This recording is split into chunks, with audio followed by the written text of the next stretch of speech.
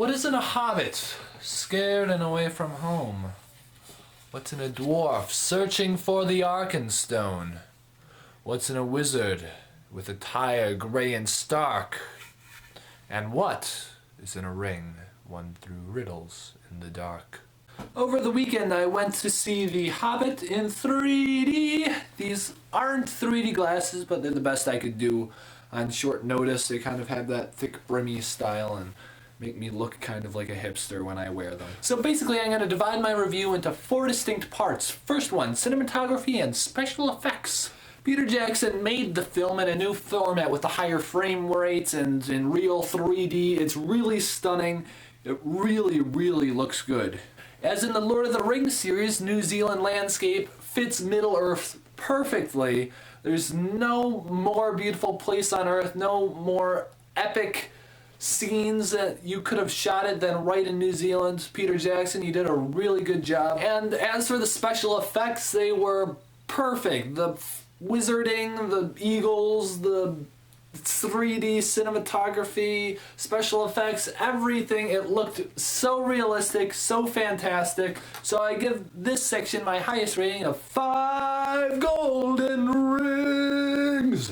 The second section regards the characters of the film. Every single actor did an excellent job portraying their person. Martin Freeman as Bilbo was a perfect fit. Ian McKellen worked as Gandalf just like last time. Even had Ian Holm as Bilbo in the beginning, kind of a tie-in to the original series, so that's really cool. Andy Serkis as Gollum, as he was in the first films, did a great job in this. I'm not sure if he's going to be showing up later in the films, but even if this was his only role, he did an excellent job. All the motion was fluid. He really captured the spirit of Gollum. So, once again, I give this section a perfect 5 golden rings. On to section 3. This is the basic main plot of the story, and sorry, I just got a sneeze. So The Hobbit is your basic unlikely hero scenario. Some old wizard, Gandalf, picks up Bilbo from the middle of nowhere from his happy, quiet, comfortable home and takes him on an adventure to reclaim the dwarves' forgotten land, Eriador, which has been stolen from them by the evil dragon Smaug about a generation ago. Now, as always with any Tolkien story, the main part of it is not the destination, but rather the journey. And during this journey, we see many villainous characters, including orcs, goblins, Gollum, and the chief orc, Azog, who killed Thorin's father in the battle at Moria. Now, I know this is the first of 3 movies, but I still feel like the plot advanced too far. It didn't really build up anywhere, if you catch my drift. To me, it feels like they've just started out on the journey and they haven't even gotten anywhere.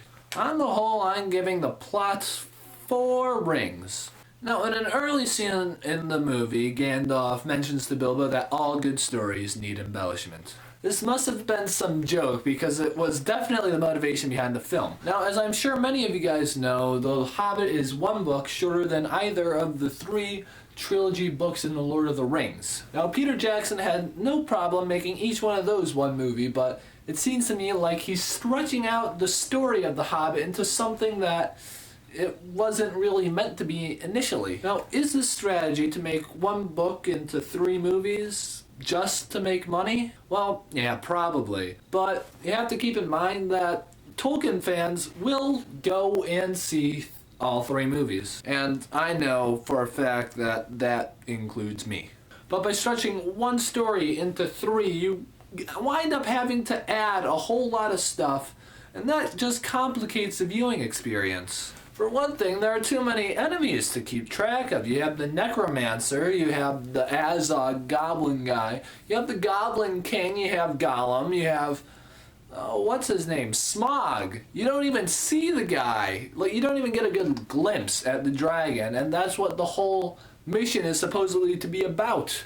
To take back the home from the dragon that he stole. No, I say this, but I would rather have pork and beans Hobbit than macheted, hackneyed movie any day. So as long as he's not removing any of the material from The Hobbit, I'm content, which so far he hasn't done, which, you know what, I'm happy about. But for straying from the book, and I know this is kind of superficial, so I'm weighting it less than all the other sections, I'm giving this 3 gold rings my lowest score yet. But that's not bad. I give the film 4.5. That's like right here. That's a pretty high rating. It's not perfect, and that's just because he embellished a little bit. But you know what? It doesn't matter so much. It's an excellent film. It looks great. It's an instant classic. So please, just go see it if you haven't already. That's all I have to say for now. Thank you. Goodbye and good luck.